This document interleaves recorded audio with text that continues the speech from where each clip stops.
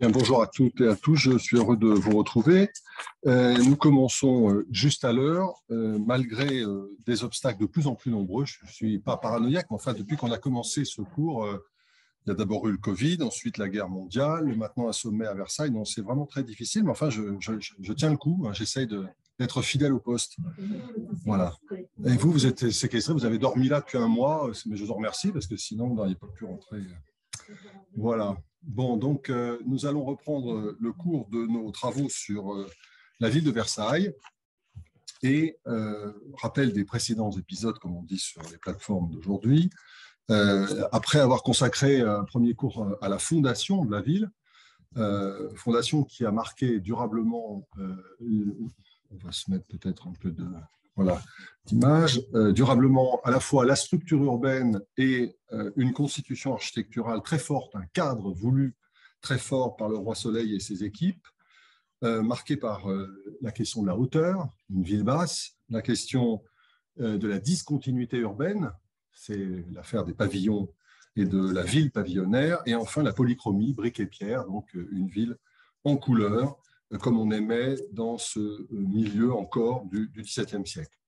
Et puis la dernière fois, nous avons examiné comment, au fond, dans la première moitié du XVIIIe siècle, que j'ai coupé en deux cours, mais les frontières sont évidemment extrêmement floues, vous allez voir, elles se recouvrent quelquefois, nous avons vu comment ce parti extraordinairement fort n'avait pas résisté à la mort de Louis XIV et même au retour du jeune roi Louis XV, puisque nous avons vu un dérèglement, alors non pas urbain à la réserve de quelques espaces dans le parc Auxerre, mais un dérèglement architectural très fort, avec la mise en place de fronts bâtis continus, c'est-à-dire la tradition urbaine française depuis l'Antiquité, l'apparition d'un nouveau style, qui n'est pas le style Louis XIV, qui abandonne en grande partie la polychromie et qui fait entrer la sculpture, le fer forgé et ce qu'on peut appeler la grâce de ce style Louis XV, et puis l'éclosion d'un certain nombre d'éléments nouveaux dans le paysage, le plus spectaculaire étant l'actuelle cathédrale Saint-Louis que nous avions examiné ensemble, l'œuvre de Jacques Ardon, Mansart de Sagone. Ça nous avait amené, vous vous souvenez, à une affaire triste qui était la destruction du château de Clagny, à l'emplacement de la gare Versailles-Rive droite, château sacrifié par la monarchie, donc dans l'idée de laisser place à un lotissement qu'on appellera le quartier des Prés, entre le boulevard du Roi et le boulevard de la Reine. Aujourd'hui, donc, je voudrais m'attarder sur la seconde moitié du XVIIIe siècle, mais c'est une moitié trompeuse. Je veux dire par là qu'on pourrait penser qu'au fond, le premier cours était sur Louis XIV, le deuxième sur Louis XV, le troisième sur Louis XVI, mais on va commencer un peu avant et on va se mettre tout de suite dans l'oreille une phrase merveilleuse d'un grand historien de l'architecture qui est Jean-Marie Pérouse de Monclos, un de mes maîtres, et qui avait l'habitude de dire, enfin il le dit toujours, il est toujours vivant, mais il n'écrit plus autant aujourd'hui, que le style Louis XVI, c'était du Louis XIV néo qui avait commencé sous Louis XV. Et donc, nous allons commencer effectivement dans les années 1760 pour voir ce qui se passe. Et j'ai fait un petit jeu de mots que j'espère vous me pardonnerez dans le titre du cours d'aujourd'hui, la remise en ordre. Alors, cette remise en ordre, elle est évidemment issue d'une volonté politique, et on en parlera tout à l'heure à propos de d'Angivillers de 1779, le règlement fameux qui a opéré vraiment un retournement dans la politique versaillaise, mais pas seulement. Et au fond, ce jeu de mots, vous l'aurez compris, autour de mots de l'ordre, il renvoie à une vérité architecturale qui est que dans la réforme que nous allons admirer dans les rues de Versailles, l'ordre, c'est un élément d'architecture qui vient de l'Antiquité et qu'on résume peut-être un peu trop rapidement à la colonne, en tout cas aux entablements et aux colonnes. Et donc, nous avons affaire ici à une écriture monumentale qui n'a plus rien à voir ni avec le règne précédent, de cette grâce de Louis XV, ni avec le grand roi et cette ville polychrome et pavillonnaire. Donc on a une sorte de troisième étape qui est encore une fois quelque chose que nous connaissons parce qu'on le voit quand on se promène dans les rues. Et j'irai comme ça, chemin faisant, jusqu'à 1789. Alors on pourrait se poser la question, évidemment, de cette coupure. Vous savez qu'aujourd'hui, et surtout si on élargit la focale à l'Europe, cette coupure révolutionnaire, elle a une très grande force pour expliquer la France, mais enfin, elle n'est pas toujours efficace pour tout, et notamment en histoire de l'art, elle pose des questions insurmontables, puisqu'on a continué à faire le même style avant, pendant et après la Révolution. Et donc, pour les historiens d'art, la coupure n'est pas toujours celle-là. Cependant, je crois juste de la maintenir pour Versailles, puisque évidemment le départ un peu précipité du roi et de toute la cour en octobre 89 a quand même fortement modifié la donne. Et la ville a subi de plein fouet la fin du spectacle monarchique qui se donnait dans son théâtre depuis Louis XIV. Donc, on va garder cette coupure et la prochaine fois, quand on travaillera sur le 19e siècle, on partira évidemment des catastrophes révolutionnaires, mais on parlera aussi, bien sûr, du 19e siècle industriel, et donc on aura à nouveau une grande époque pour ce quatrième cours. Voilà un peu donc comment aujourd'hui je voulais vous dire ce que nous allons faire. Et je commence tout de suite par vous montrer. Alors, il y a un petit. On va se pousser, je vais me pousser. Voilà. Un petit plan, plutôt un très grand plan, mais que j'ai essayé de reproduire au plus complet. Un plan de la ville de Versailles en 1766, ça pourrait être une chronologie qui correspond à peu près au début de nos réflexions. Et vous voyez bien, peut-être une chose qu'on peut rappeler, qui est très intéressante, c'est que, une fois de plus, un plan de Versailles n'est jamais un plan de la ville. C'est toujours un plan de la ville, du château et du parc. C'est toujours un ensemble qui est conçu mentalement, visuellement, comme la grande page voulue par Louis XIV. Et la ville est ici lavée en rose. Enfin, ce n'est pas lavé parce que c'est une gravure mise en couleur, mais en tout cas, le nouveau plan des villes, jardins et châteaux et jardins de Versailles correspond bien à ce que nous avons vu jusqu'à présent. Ces grands plans que j'ai montrés la dernière fois dans le cours du XVIIIe siècle. Et nous avons bien nos deux quartiers qui sont mis en place, le quartier Notre-Dame à droite, autour du Grand Triangle, et le quartier du Parc aux Cerfs, devenu quartier Saint-Louis, à gauche. On aperçoit déjà des petites choses qui se passent du côté de Clagny, tout à fait à droite, avant les Écritures, mais j'y reviendrai tout à l'heure. Donc, nous l'avions vu la dernière fois, pas de modification urbaine, pas de bouleversement urbain très, très important. Et nous allons rester dans cette idée pour l'instant, que la ville de Versailles ne connaît pas d'évolution sensible sur le plan de la structure urbaine. Nous allons nous concentrer sur l'architecture. On peut faire un aller et venu avec ce très beau plan de 1783. Là, nous sommes arrivés à la fin de notre période. Et cette fois-ci, le plan est orienté différemment. Au lieu de montrer l'ouest en haut, il montre le nord, donc géographiquement juste. Non, il est faux, pardon, c'est le sud au nord, le sud en haut, voilà, je vais y arriver.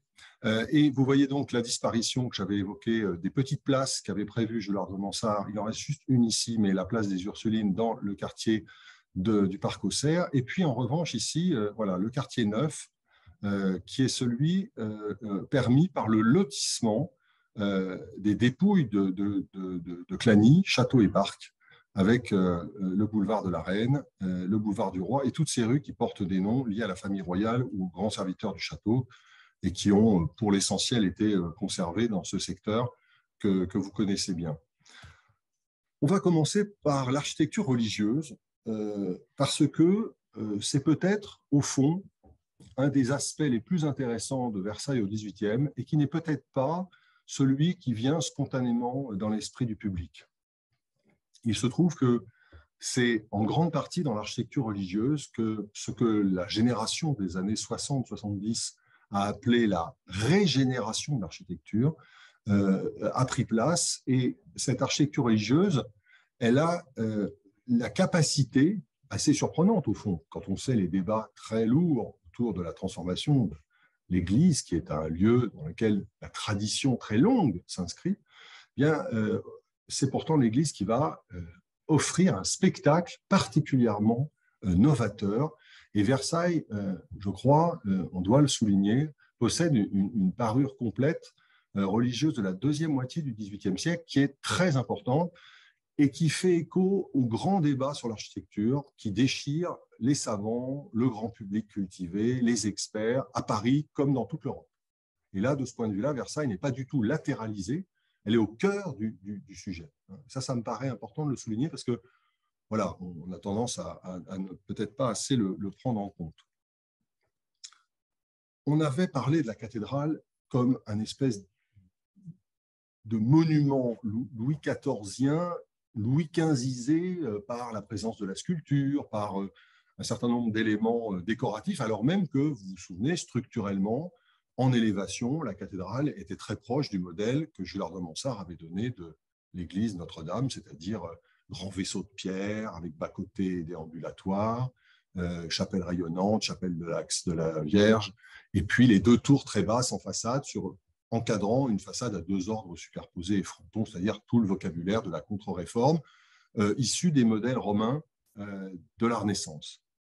Et cette cathédrale de Jacques-Ardent Mansart de Sagone, des années 50, vous vous souvenez, 40-50, elle est à peine finie qu'on va lui adjoindre, en 1764, une chapelle, la chapelle de la Providence, que vous connaissez bien évidemment, et dont la façade fait le fond de la petite place qui est à gauche de la cathédrale et qui peut-être est trop encombrée de voitures. Cette chapelle de la Providence, vous en avez ici une photographie avant son nettoyage complet, et peut-être, si vous n'êtes pas spécialiste d'architecture, on peut comprendre que ça ne soit pas peut-être frappant, mais évidemment, ce qui est devant nous, c'est tout à fait en rupture avec justement cette écriture architecturale que nous avons pu voir à Notre-Dame d'une part et à Saint-Louis de l'autre. L'architecte Louis-François Trouard fait partie de cette jeune génération qui gravite autour de l'Académie, qui se passionne pour les découvertes évidemment archéologiques qui se passent dans la péninsule italienne et qui sont dans l'idée que l'architecture qui a été héritée de la contre-réforme romaine n'est pas satisfaisante. Tout ça, ça vient d'un débat extraordinairement violent, il faut peut-être le dire, d'un homme qui a bien connu Versailles, puisque c'est Marc-Antoine Laugier. Marc-Antoine Laugier, c'est un jésuite qui était à la cour de Versailles, il était prédicateur, et on a un peu été obligé de le faire sortir parce qu'il était tellement virulent contre le roi à cause de ses détresses dans ses sermons que ça a indisposé tout le monde. Alors on l'a renvoyé à ses chères études, et il avait une passion qui était l'architecture. Ce n'est pas un architecte, mais c'est un penseur sur l'architecture.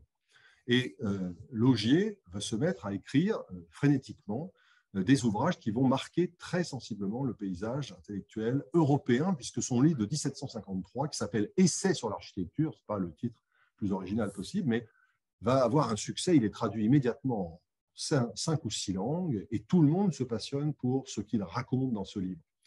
Il ne raconte pas des choses fondamentalement différentes de ce qui s'était dit dans des cercles assez étroits sous Louis XIV, déjà au début du siècle. Mais le succès de son livre montre que ce n'est pas la nouveauté qui compte, c'est le fait que maintenant le public est capable de recevoir ce qu'il dit et que cette passion que ses lecteurs ont montrée correspond à un état de la société.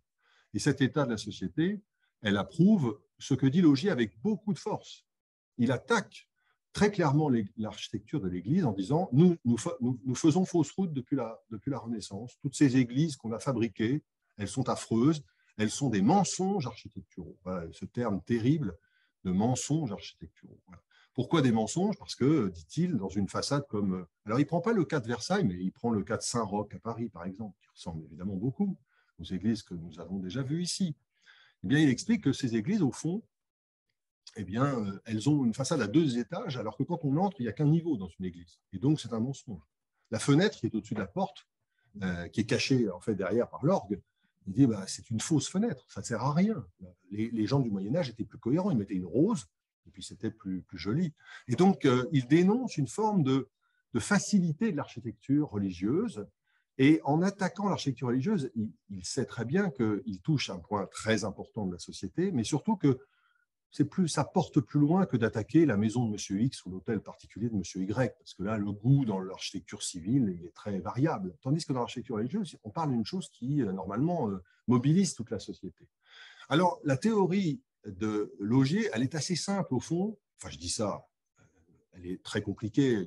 On a écrit des volumes entiers qui ne tiendraient peut-être pas dans cette pièce sur Laugier, mais il a posé une chose, c'est que pour lui, la colonne doit être, comme chez les Grecs, une vraie colonne qui porte vraiment quelque chose. C'est-à-dire ici, en l'occurrence, vous voyez la partie horizontale qu'on appelle un entablement.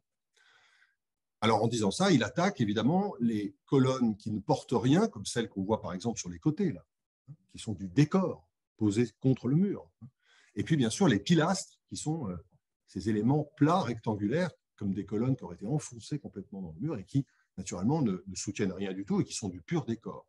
Et là, il se met en chemin dans cette longue polémique entre la supériorité des Grecs sur les Romains ou l'inverse. C'est-à-dire que les Romains sont des grands constructeurs et des décorateurs, les Grecs sont des vrais constructeurs et leurs colonnes supportent vraiment quelque chose.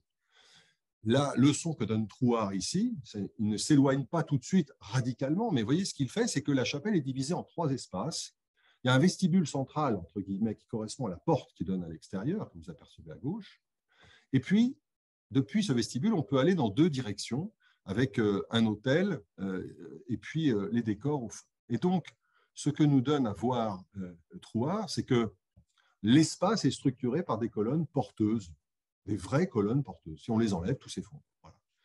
Et à l'extérieur, la rupture est très différente, mais elle est aussi très nette. D'abord, il n'y a pas de toiture apparente. Alors vous allez me dire, il n'y a pas de toiture sur le château de Versailles côté jardin. C'était un cas complètement unique dans l'architecture française. On met toujours des toitures en France. Avec cette architecture-là, la toiture est presque masquée par une balustrade que vous apercevez. Alors, ma photo n'est pas très bonne, mais c'était ça ou un parking de voiture. J'ai sacrifié l'orthogonalité de ma photo à la voiture pour vous éviter ça. Et donc, premier élément, donc, la balustrade qui dissimule le comble, et puis le pavillon central, avec son grand avant-corps à fronton et mutule, donne un aspect comme ça, entre le modillon et la mutule, donne un aspect comme ça très austère, un peu fort.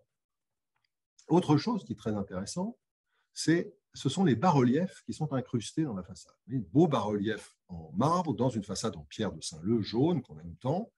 Et ces bas-reliefs, vous allez me dire, des bas-reliefs, il y en a plein au château de Versailles. Oui, attention, dans l'architecture extérieure comme ça, religieuse, le retour du bas-relief à la romaine enfoncé dans le mur sans encadrement, ça, c'est vraiment quelque chose de très nouveau qui veut renouer avec, d'abord, un art dont on va parler tout à l'heure, de la Renaissance italienne, et puis plus fondamentalement, évidemment, la grandeur de Rome. Et donc, on a déjà une façade d'une austérité incroyable, avec, vous voyez, très peu de percements. Et puis, alors là, je vous ai mis 2 documents. Un tableau que vous connaissez bien et que nous admirons tendrement, puisqu'il s'agit d'un tableau du musée Lambinet. Il s'agit d'un peintre dont j'ai peut-être déjà parlé la dernière fois. J'avais terminé par un tableau de lui, vous savez, la destruction de Clany. C'était Pierre de Machy, qui est un petit védoutiste sympathique. Ce n'est pas Hubert Robert, mais enfin, il est capable de faire des tableaux très intéressants. Et donc là, il montre cette chapelle. Il est au fond le témoin. Il vient témoigner de cette nouveauté. On n'a pas l'habitude d'avoir des tableaux de toutes les chapelles possibles, imaginables, mais là, bien sûr, il a compris qu'il y avait un élément important. Et donc, on voit la foule autour du prêtre dans cette chapelle très à l'antique. Et vous avez à droite la photographie après la restauration par Frédéric Didier. La chapelle est vide de son mobilier, donc une photo de photographe assez belle qui vous montre la beauté, d'abord, toujours très française, de la pierre blonde, pas de décor superfétatoire, pas de marbre, pas de dorure, mais vraiment la puissance de la pierre. Bon, il y a des lustres qui ont été réinstallés ou installés, je ne sais pas. En tout cas, voilà, ça ajoute une petite touche luxueuse qui n'est pas complètement peut-être cohérente avec ce que montre De Machy. Et puis peut-être, évidemment, l'intérêt qui est à noter ici, c'est que malgré tout, on reste dans une structure avec des voûtes. Alors, ce ne sont pas des voûtes en pierre, parce que si c'était des voûtes en pierre, la chapelle serait très fragilisée par le poids de ces voûtes. Ce sont des voûtes en fait en charpenterie, bien sûr, une coque de charpente avec du plâtre. Et donc, les Français n'arrivent pas à abandonner la voûte. Si on était vraiment dans l'idée de refaire ce que faisaient les Grecs, il faudrait abandonner aussi la voûte en pierre et faire une charpente apparente. Dans les temples grecs, il n'y a pas de voûte. C'est plutôt chez les Romains qu'on voûte. Et donc, on voit bien que les Français ne peuvent pas se débarrasser de leur héritage du jour au lendemain. Mais enfin, il y a quand même cette idée, ici, à la cathédrale Saint-Louis, alors paroisse Saint-Louis, d'introduire le style nouveau et la colonne porteuse, tel qu'on le dit dans le discours porté après Laugier, notamment par Soufflot. Tout le chantier de Sainte-Geneviève, qui est sous-tendu par tout ce que je raconte, on est pendant le chantier de Sainte-Geneviève de Paris, notre Panthéon aujourd'hui. C'est la querelle donc, autour de Soufflot sur la colonne, puisque le Panthéon prétend supporter des poids extraordinaires sur de simples colonnes libres qui distribuent l'édifice. Autre chose qu'il est plus difficile de remarquer, ce sont les chapiteaux doriques. Et là, vous allez voir que sur l'exemple suivant, ce n'est pas tout à fait la même chose.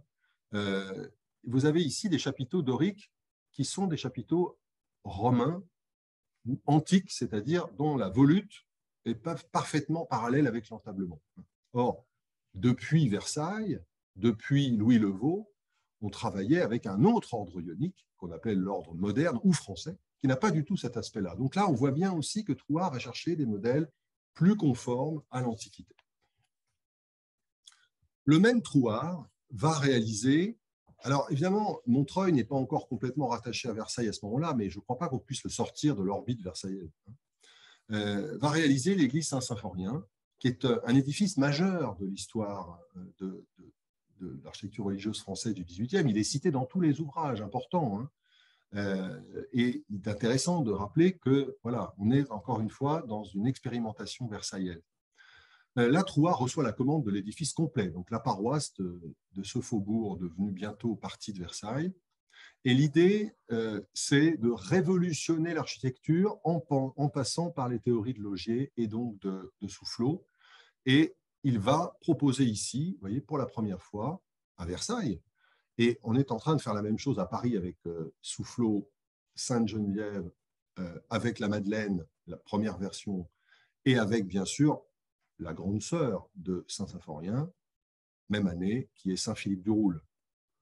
C'est-à-dire une église avec un portique de temple, carrément. On n'avait jamais osé faire ça. Hein, un vrai portique de temple. Alors, un temple ici, d'une très grande austérité, vous voyez, puisqu'il s'agit d'un ordre qui n'est même pas le dorique, mais le premier des ordres antiques, le toscan, mais il y a une grande nudité de l'entablement. Les colonnes portent vraiment l'entablement, c'est 4 colonnes, donc c'est un portique qu'on appelle tétrastyle. Et puis on aperçoit, c'est autre chose très intéressant dans le vocabulaire de la vérité, on aperçoit parfaitement à l'extérieur l'organisation intérieure. On comprend qu'il y a une nef, donc on voit la toiture qui dépasse au centre, on comprend qu'il y a des bas-côtés, puis ensuite qu'il y a des chapelles. On voit très très bien les plans successifs. C'est presque plus articulé que Saint-Philippe du Roule de Paris. Ça fait peut-être presque plus penser de ce point de vue-là à Notre-Dame de Lorette, le grand chef-d'œuvre de l'architecture Charles X à Paris, qui date de 1825. Et le clocher, alors, le clocher, évidemment, c'est le cauchemar des architectes de cette époque, puisqu'il n'y a pas de clocher dans l'Antiquité. Évidemment, puisqu'on n'appelle pas les fidèles à la messe, on ne rentre pas dans le temple antique, les gens assistent à l'extérieur aux cérémonies, vous le savez. Et donc, pour les gens de cette époque, le clocher en façade, ça devient quand même très difficile. Ça n'avait pas gêné Gelard de Mansart, ni son petit-fils par la main gauche pour Saint-Louis. Mais là, ce n'est pas possible. Et donc, regardez, le clocher, il est rejeté complètement à l'arrière. Il ne participe plus complètement à l'architecture de la façade. Au contraire, il participe à la pyramide que forment toutes les toitures jusqu'au clocher. Voilà, je me déplace très légèrement.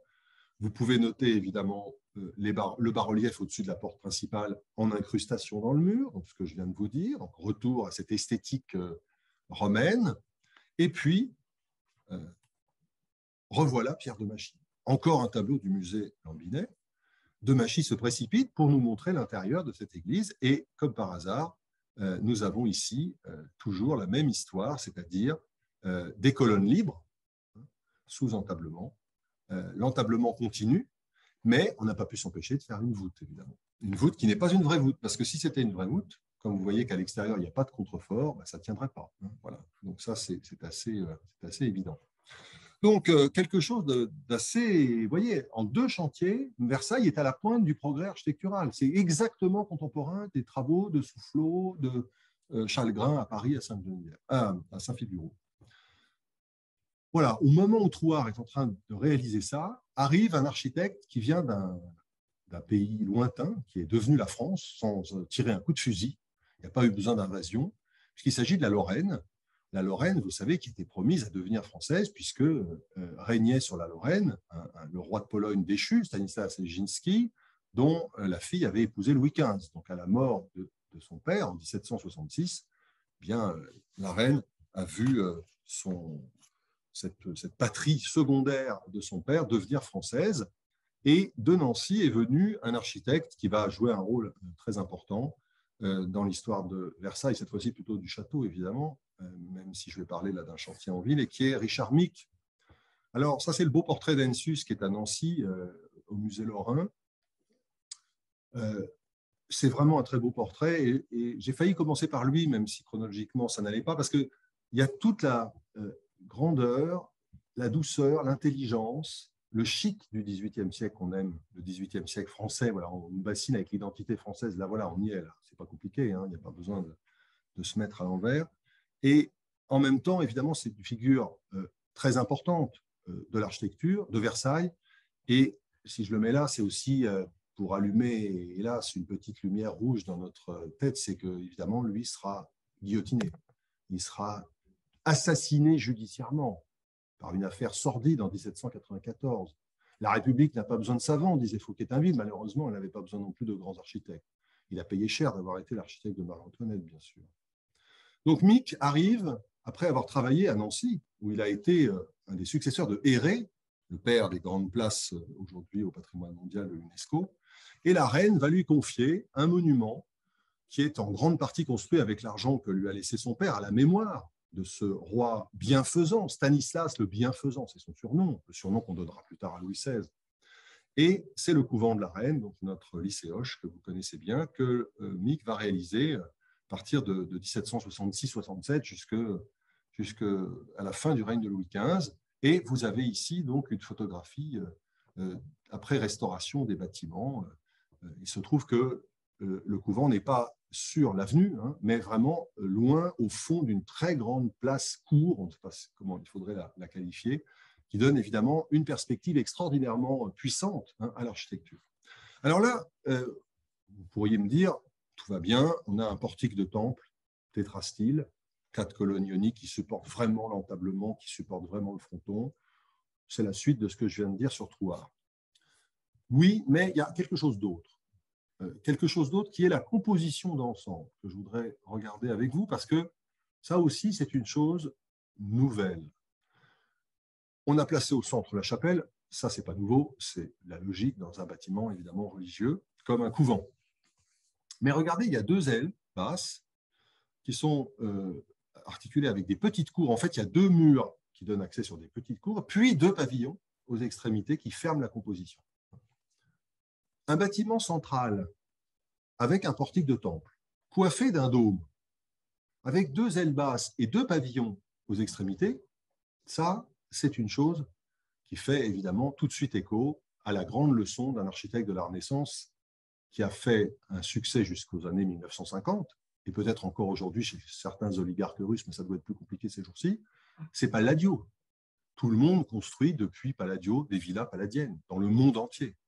Il y en a aux États-Unis, il y en a en Russie, il y en a en Afrique, il y en a en Hollande, il y en a en Angleterre beaucoup, parce que les Anglais sont des palladiens très tôt.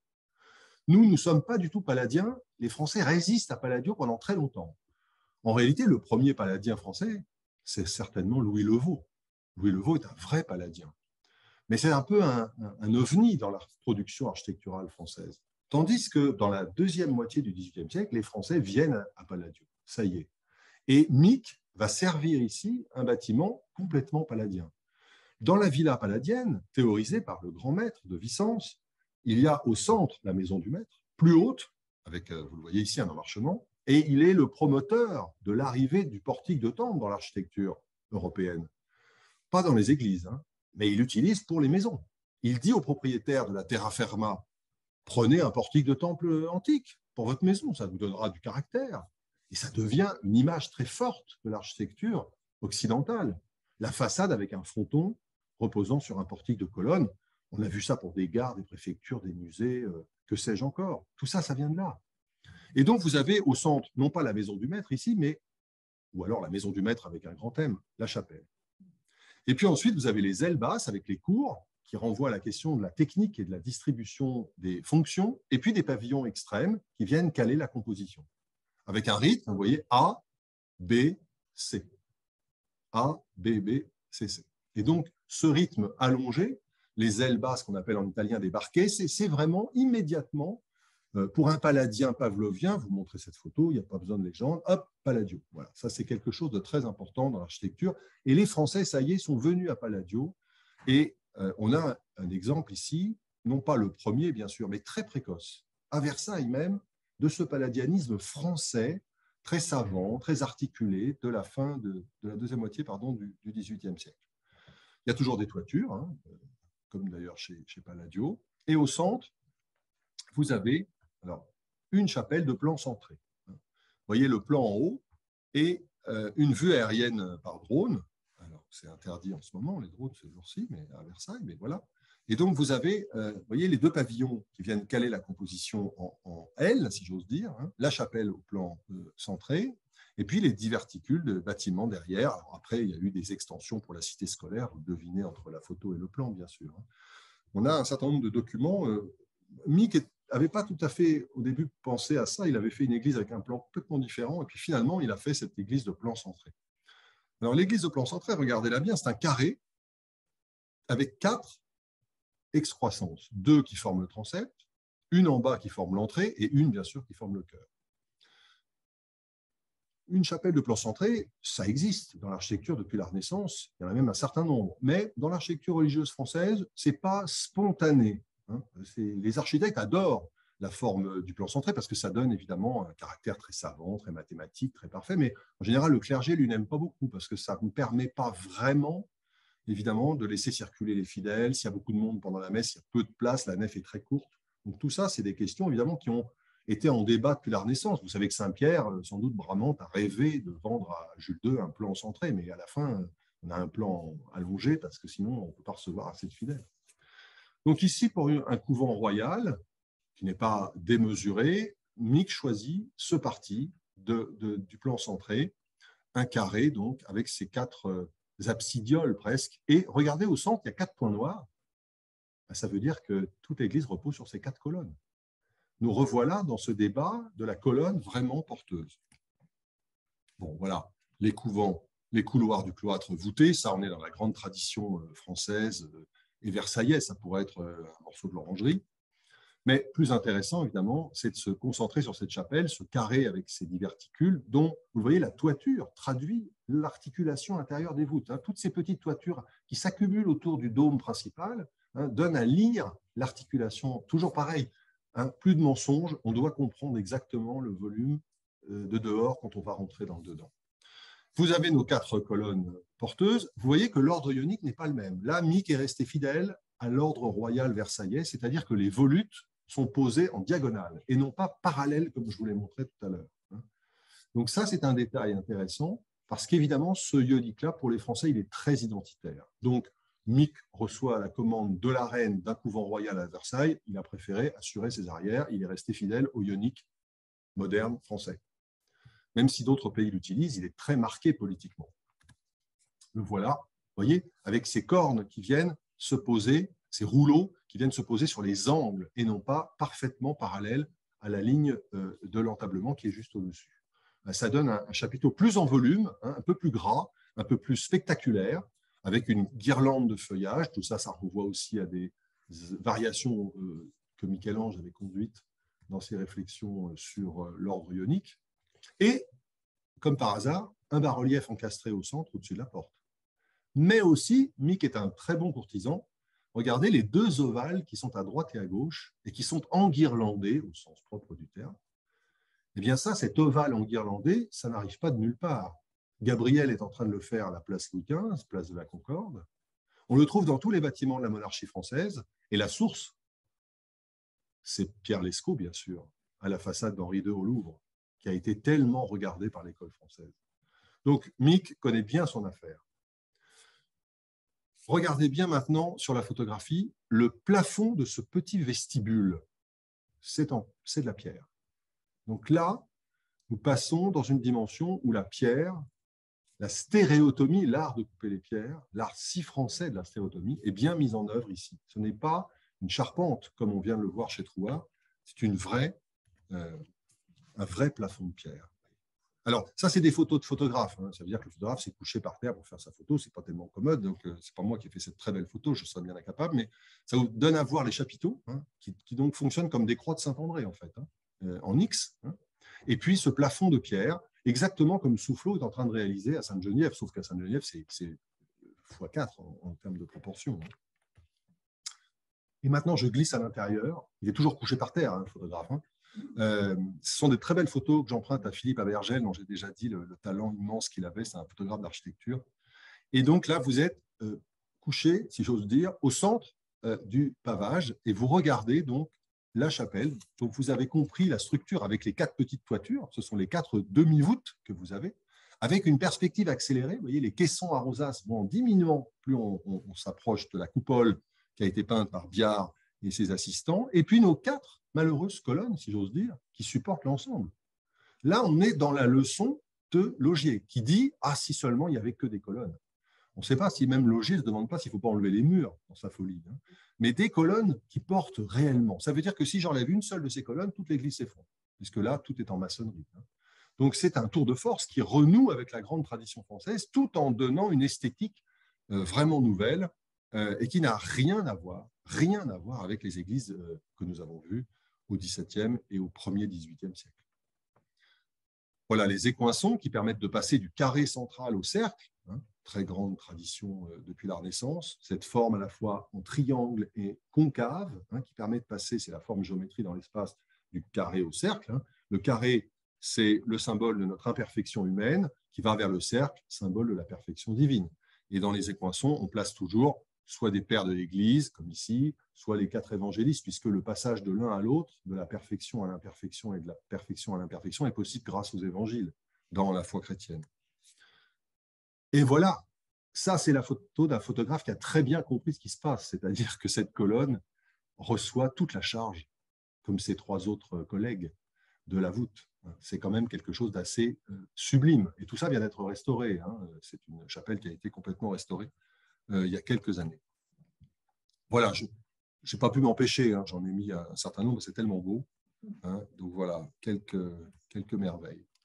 Donc avec l'architecture religieuse de ces années 60-70 à Versailles, hein, on a quelque chose de tout à fait, un laboratoire d'architecture qui doit être, je crois, rappelé et souligné. Mais cette nouvelle parure monumentale, on va voir qu'elle gagne aussi l'architecture civile, qu'elle soit publique ou para-privée. Je m'expliquerai sur ce terme. Bon, par exemple, la fontaine que l'architecte ingénieur Pluyette va réaliser dans un des carrés Saint-Louis, carré de la Fontaine en l'occurrence, 1766, vous la connaissez bien, c'est une fontaine château d'eau, hein. Il y a 2 types de fontaines, soit une fontaine adossée, soit une fontaine isolée. Donc ça, c'est le type de la fontaine isolée qui fait château d'eau dans la partie supérieure et puis qui délivre l'eau très modestement. Vous savez que Voltaire était très ironique là-dessus, hein. Beaucoup d'architecture, pas beaucoup d'eau, hein, c'est la célèbre phrase. Mais évidemment, pour avoir beaucoup d'eau comme à Rome, il faut avoir des aqueducs, hein. Ça, c'est une vérité. Alors, il disait ça pour Paris, mais on pourrait dire ça de Versailles. Alors, ce qui est intéressant, c'est que où est-ce qu'on est là avec cette fontaine? On pourrait, si je vous disais qu'elle était Louis XIV, on ne serait pas complètement faux. Regardez, une architecture à la fois très majestueuse, un peu virile, les linteaux droits des 2 ouvertures, une grande arcade en plein cintre au centre, tout ça, ça va assez bien avec Louis XIV. Un traitement de bossage. Les bossages, sous Louis XIV, on en a vu beaucoup. Pensez à l'orangerie. Sauf que, regardez, les bossages là, sont très séparés les uns des autres. Et donc, ça crée un effet peut-être un petit peu plus appuyé qu'on l'aurait fait au XVIIe siècle. Et puis, vous avez un élément assez classique depuis la Renaissance, qui est la frise. Pardon, je vais me servir peut-être de ça. Vous voyez ça, là. Cette frise du bandeau qui sépare la partie basse aveugle de la partie haute, avec sans doute le logement du fontainier, eh bien, c'est comme de l'eau sculptée en train de ruisseler, ce qu'on appelle des congélations. C'est l'art qui vient des grottes, notamment, des grottes artificielles. Donc, vous avez là un traitement avec une architecture parlante. Mais il y a des chevaux qui sortent de la porte des écuries de Versailles, c'est une architecture parlante aussi. Donc, là, on a cette ambiguïté Louis XIV, Louis XVI, qui passe par Louis XV, dont parlait tout à l'heure par ma bouche Jean-Marie Pérouse de Monclos. C'est beaucoup moins vrai pour la fontaine de la place Saint-Louis, qui est plus tardive. Là, on est vraiment dans le règne de Louis XVI, avec, regardez, des refends plats, des bossages plats avec des refends beaucoup plus réguliers et moins espacés, une table monumentale avec ses grands écrous en bronze, un bas-relief incrusté dans la partie inférieure. Vous voyez, toujours beaucoup d'architecture et pas beaucoup d'eau, le petit mascaron. Et puis un fronton à denticule très soigné avec ce motif d'architecture avec un cartouche un petit peu plus raide, vous voyez, et 2 guirlandes qui peut-être vous rappellent les glaces ou les cadres de tableaux de chez votre grand-mère. Alors, 2 fontaines, pour montrer un peu que cet art, il pénètre profondément dans la ville. Il n'est pas réservé aux élites. La fontaine, tout le monde y va. Maintenant, on a une grande vedette. On a une grande vedette à Versailles, un des architectes majeurs de l'histoire de l'architecture française, celui qu'on considère d'ailleurs comme le plus grand paladien français, c'est Claude-Nicolas Ledoux, bien sûr, qui pose ici, c'est un détail d'un très beau portrait en ovale qui est au musée Carnavalet, qu'on peut admirer à nouveau depuis que Carnavalet a rouvert, et qui vous montre Claude-Nicolas Ledoux, la belle figure, la belle prestance, c'est un malin, un séducteur, et qui pose avec une de ses filles, vous voyez, qui lui pose la main sur le bras comme pour s'interposer. Alors, il dessine avec son manteau avec de la fourrure. Ce n'est pas très crédible, évidemment, c'est un portrait d'apparat. Mais il est en train de dessiner, alors il a un compas à la main, il tient un plan qui est la saline d'Arquesnan, si vous connaissez, en Franche-Comté, près de Besançon, et qui est un édifice majeur de l'architecture française, classé au patrimoine mondial de l'UNESCO. Alors, Claude-Nicolas Ledoux, c'est intéressant parce que c'est un personnage qui a été méjugé par l'histoire. D'abord, on l'a détesté au XIXe siècle, spécialement quand on a détruit l'essentiel de son œuvre, le bourreau en chef s'appelant le préfet Haussmann à Paris, les fameuses barrières de Paris. Donc, il ne reste que 4. Vous connaissez les barrières d'Enfer Rochereau, l'octroi, la barrière de la Villette, etc. Mais une grande partie de son œuvre pour l'architecture privée a été détruite aussi. Il reste un hôtel particulier à Paris. Il reste un très grand château qui est Bénouville, près des plages du débarquement, en Normandie, près de Caen. Et puis, il reste quelques éléments épars d'une œuvre considérée à l'époque déjà comme très importante.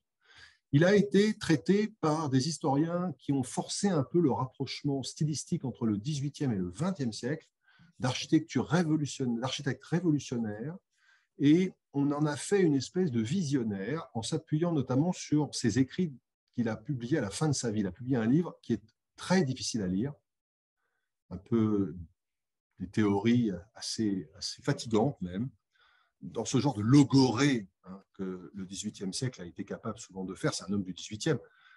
Mais tout ça ne doit pas dissimuler la vérité. C'est un vrai grand architecte courtisan qui a travaillé pour la cour, qui a travaillé pour la couronne, qui était protégé par les fermiers généraux. Et c'est pour ça qu'à la Révolution française, on l'a arrêté. Et c'est pour ça qu'il a failli être coupé en deux par le rasoir national. Il a été libéré à Thermidor et ça a brisé sa vie. Après, il est resté chez lui, il a remâché sa carrière, il a écrit cet ouvrage au début de l'Empire. Il est mort en 1806. Donc, avec Ledoux, on tient à Versailles un personnage très important. C'est lui le théâtre de Besançon aussi, qui a brûlé malheureusement, il ne reste que la façade. Alors, qu'est-ce qu'il fait à Versailles? J'espère que vous ne fréquentez pas trop cet établissement, parce qu'a priori, comme c'est l'hôtel de police, on n'a pas toujours une bonne raison d'y aller. Enfin, évidemment, c'est l'hôtel des équipages de Madame du Barry, avenue de Paris, dont je vous ai parlé la dernière fois, puisqu'elle avait acheté d'abord, vous vous souvenez, un hôtel de l'époque de Louis XV, qui est la chambre de commerce à côté. Alors, la du Barry, en 72, elle a acheté ce terrain avec ce bâtiment, et elle est au zénith, évidemment, de sa carrière, si j'ose dire, puisque Louis XV en a fait sa dernière maîtresse en titre. Elle a un appartement au château, mais elle n'a pas assez de place pour ses équipages et sa maison, n'est-ce pas? Quelle réussite sociale! Et donc, elle a besoin d'un grand hôtel dans Versailles, dans la ville de Versailles. Et elle choisit donc, pas par hasard, un terrain quand même directement sur l'avenue de Paris, dans l'axe du château, juste après les derniers grands diverticules des écuries, du chenil, etc., de l'hôtel de Conti. Et donc, Ledoux, lui, réalise ce bâtiment avec une façade très monumentale. De première apparence, on pourrait être frappé par le fait que ça ressemble à un bâtiment versaillais, grande façade en pierre, rez-de-chaussée, premier étage, donc on est à peu près à l'égout habituel, et puis une toiture brisée à la mansarde avec un comble d'ardoise. Bon. Mais enfin, si on regarde un peu de plus près, on va être frappé par deux choses. D'abord, les angles qui sont traités à vif. Il n'y a pas d'articulation comme on aime dans l'architecture française, des bossages, un petit ordre. Ici, l'angle est vraiment très aigu. Et puis, par ailleurs, le portail, qui n'adopte pas une écriture avec un fronton, alors attention, ce n'est pas la maison de maître, c'est la maison des équipages, est traité, vous voyez, avec un grand défoncé en rectangle qui vient laisser s'inscrire un arc en plein cintre qui repose sur deux colonnes qui sont à l'intérieur du mur, si j'ose dire. Donc, il y a un travail sur les plans tout à fait spectaculaire. Donc, une architecture très rigide, très palladienne. justement, les angles à vif, ça, c'est Palladio qui a inventé ça. Hein. Pas de bossage, pas d'ordre, simplement l'angle qui se détache et qui attrape la lumière. Il n'y a que la frise qui fasse le tour et qui permet de tenir les façades entre elles. Hein. C'est comme 4 façades qui n'auraient pas d'accroche aux angles, mais qui tiennent avec cette grande frise ici dorique. Alors, Ledoux a une vertu, c'est qu'il a fait graver toutes ses œuvres, et il a fait graver aussi les œuvres qui n'avaient pas été faites comme il le voulait. Ça, c'est la vengeance de l'architecte contre son client, évidemment. Si le client l'a fait changer d'avis, il a gravé son idée à lui. Et c'est ce qui a rendu fou de colère les historiens d'art qui se sont appuyés sur les gravures pour parler de l'architecture de Ledoux. Non, il faut faire attention. Hein. Il y a un fantastique ici traficotage qu'il faut pouvoir défaire pour comprendre exactement. Et puis, quelquefois, il a représenté donc, dans ses gravures des choses qu'il n'a pas pu du tout réaliser, soit parce que l'idée est arrivée trop tard dans le processus, soit parce que ça a été refusé complètement, etc. Donc, pour Madame du Barry, nous possédons plusieurs planches. Vous reconnaissez dans la partie supérieure, les photos sont un peu médiocres, excusez-moi, mais je me suis aperçu avec étonnement que c'est ce genre de document qu'on ne trouve pas si facilement qu'on pouvait penser. Donc en haut, la façade sur l'avenue de Paris, vous la reconnaissez, hein, avec l'angle à vif dont je parlais, au bout des 3 travées, la grande porte qui était proposée à bossage. Hein. Alors, vous avez vu que les bossages ne sont pas complètement continus. Hein. Et puis, vous apercevez sur la droite, regardez, d'autres bossages avec un balcon ou un portique avec une petite colonne toute seule. C'est la façade latérale qui regarde donc vers l'est et qui est la façade en dessous. Il avait imaginé une grande façade monumentale qui aurait donné sur la maison principale, qui est donc l'ancien hôtel. Donc cette façade-ci est là. Et cette façade regarde par un effet de symétrie la maison principale qui aurait donc remplacé l'hôtel Louis XV qu'il se proposait complètement de démolir. Donc là, Ledoux fait ce que tous les architectes font, on vous demande une chose, puis vous en proposez 50 autres. Ça, c'est un grand classique de l'histoire de l'architecture. Si vous avez un bon client qui a de l'argent, et si c'est la maîtresse du roi, ce n'est pas un calcul idiot. La difficulté, c'est que Louis XV est mort en 1774. Ça, il ne pouvait pas le savoir. Voilà. Donc, évidemment, la du Barry déménage assez rapidement de Versailles à la demande de Louis XVI, qui réprouvait complètement les mœurs de son grand-père, pour lequel il avait par ailleurs, vous le savez, une grande admiration, et fin du règne de la du Barry. Donc, l'hôtel des équipages n'est pas aussi somptueux que Ledoux l'avait programmé, mais il a quand même cette richesse extraordinaire avec cette façade qui est assez unique. À Paris, il n'y a qu'un équivalent de ça. C'est l'hôtel d'Allouil, donc un colonel de la garde suisse, qui est dans le Marais, très, très difficile à voir parce que dans une toute petite rue qui fait 10 mètres de large et qui ressemble d'ailleurs d'assez près à ça. Donc, il y a à Versailles un édifice majeur de Ledoux, comme à Paris finalement, si j'accepte les pavillons de l'octroi. Mais ce qui est plus intéressant maintenant, c'est de regarder ce qui se passe là. Là, nous comprenons que c'est la cour des remises, donc, les remises à carrosse de la du Barry, qui évidemment pouvaient imaginer avoir un grand train. Ensuite, il y a une cour avec une énorme écurie et un abreuvoir, dont il reste des traces. Je n'ai pas réussi à rentrer parce que je n'avais pas de choses à me reprocher, mais voilà, si vous êtes un jour arrêté, pensez à regarder l'abreuvoir. Et puis, ici, regardez, il y a non pas le manège des chevaux, parce que spontanément, quand on voit un plan circulaire comme ça près d'une écurie, on pourrait penser qu'elle s'offrait un manège pour que ces chevaux fassent leur exercice quotidien. Pas du tout. Il y a marqué poulailler basse-cour. C'est une ménagerie et elle avait imaginé, en réduction, une ménagerie telle que le roi en avait lui-même une dans le château, à l'endroit qui est aujourd'hui malheureusement en partie effacé, vous le savez.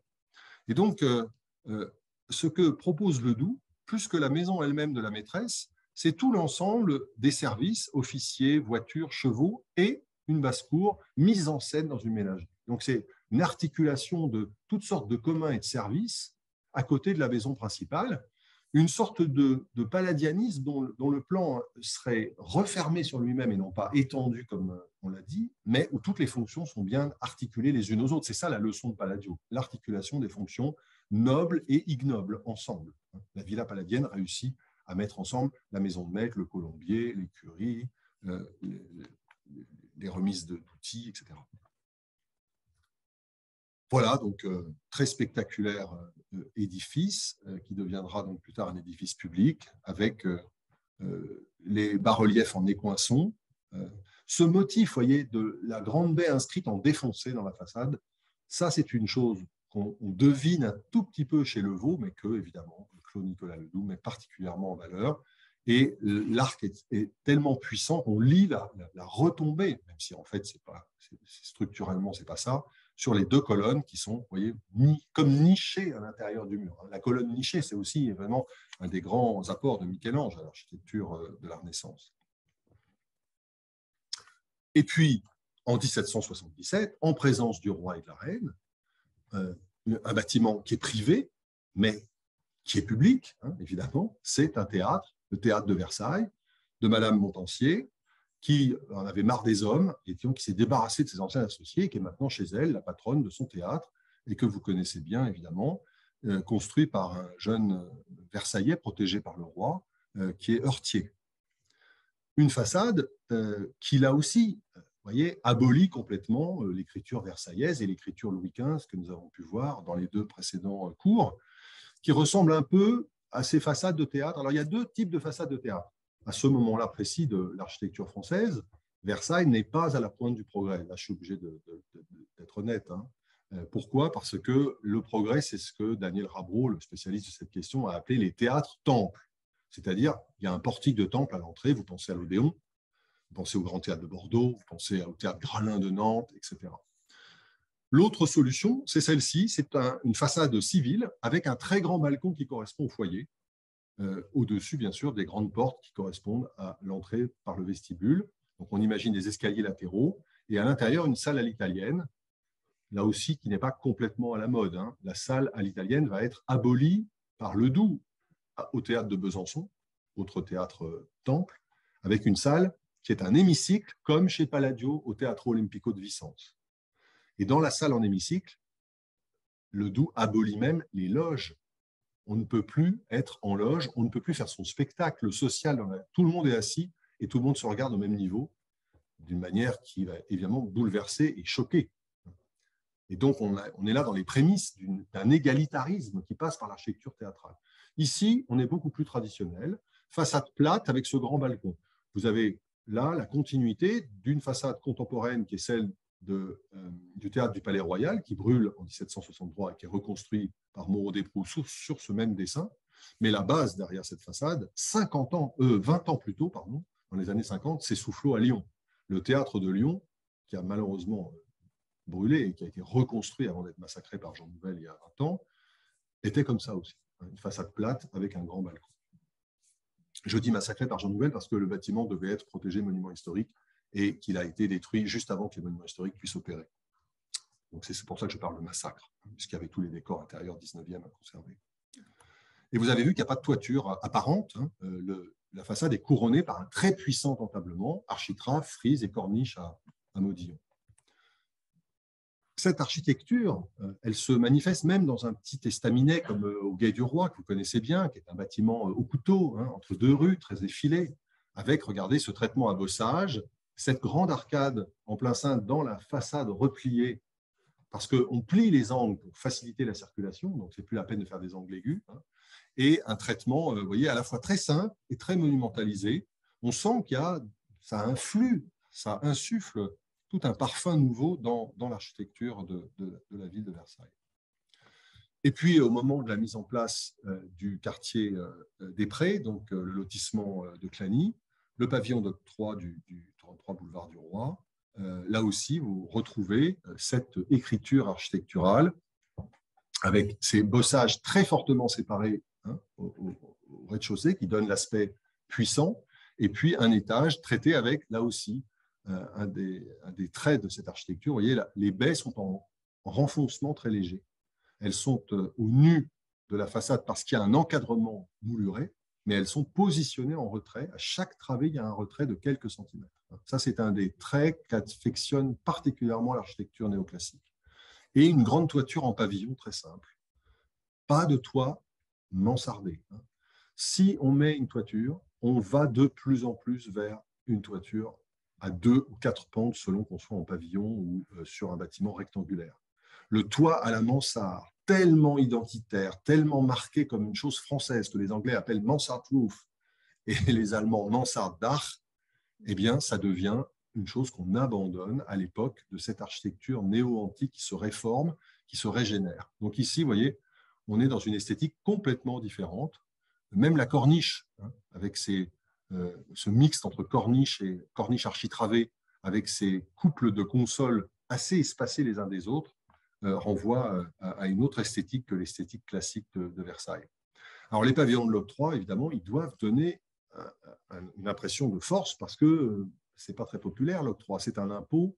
À chaque fois qu'on entre, si on entre avec des marchandises, on paye une taxe. Et donc, on fouille votre carrosse, votre chariot. Il faut décharger, si vous êtes un commerçant, il faut montrer tout ce qu'on rentre et vous payez une taxe. Et cette taxe va aller dans les caisses pour payer notamment la charité publique, l'hôpital, etc. L'octroi, c'est le cauchemar des citadins. C'est le même réflexe quand nous payons pour circuler sur les autoroutes que nous avons remboursé une cinquantaine de fois pour certains. C'est la même histoire. Et l'octroi, vous le savez, a été supprimé glorieusement par la Révolution française, qui a permis de désorganiser tous les hôpitaux de France et de Navarre. Et puis ensuite, on l'a rétabli et il a été supprimé en 1942. C'est très tard. Hein. Donc, l'octroi, c'est un endroit désagréable, mais qui est un endroit de pouvoir. Donc, il faut que ce soit une architecture un peu forte. Et la nouvelle écriture architecturale, évidemment, y contribue. Pensez aux pavillons de l'octroi, vous connaissez, qui sont ceux qu'on verra la prochaine fois au bout de l'avenue quand l'avenue de Saint-Cloud, l'avenue de Paris se fusionnent. Les deux petits pavillons de 1824, c'est beaucoup plus gracieux, c'est charmant. Ça ne donne pas une impression de force. Là, il y a une vraie impression de force, hein, de solidité. Et puis, évidemment, il y a l'hôpital royal de Versailles, de son vrai nom, hein, qu'on appelle aujourd'hui l'hôpital Richaud, bien sûr. Et je parlerai de sa restauration, mais là, il est restauré, on est au 18e, il est tout neuf, il est tout beau. Hein, voilà.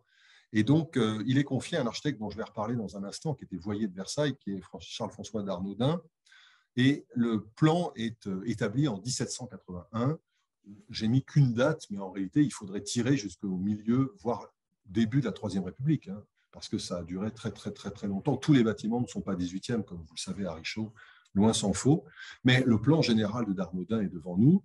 C'est un édifice royal, donc une architecture entièrement en pierre, avec une cour en U, même si c'est un U très écrasé, avec le grand corps central et deux ailes de retour, ouvert sur la rue par une grande grille.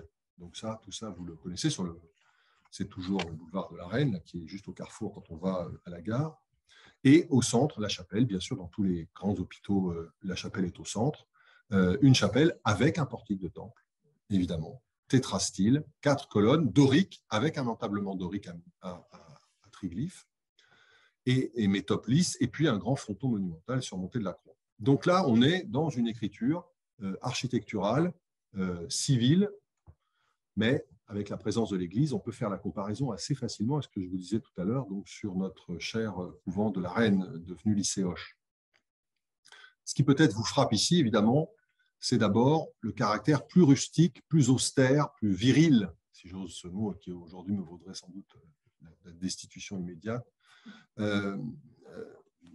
viril au sens où l'ordre dorique est considéré par les contemporains comme l'ordre propre à la régénération. Le mot régénération, il nous fait très peur, parce qu'on sait qu'au XXe siècle, ça a donné des choses qu'on n'aime pas, mais c'est un mot qu'utilisaient les gens du XVIIIe siècle, la régénération. Ils pensaient qu'ils étaient devenus dégénérés à cause de l'architecture Louis XV, et ces petites grâces, les petits balconnets, les petits angelots, tout ça. Donc il y avait un discours très hostile à la rocaille autour de la Pompadour. Il y a eu tout un clan d'intellectuels qui ont dit qu'on s'était éloigné de la bonne architecture. Donc régénération, Soufflot utilise ce mot aussi. Et pour eux, la régénération, ça passe forcément par un ordre fort, net, qui est le premier des ordres grecs, l'ordre dorique.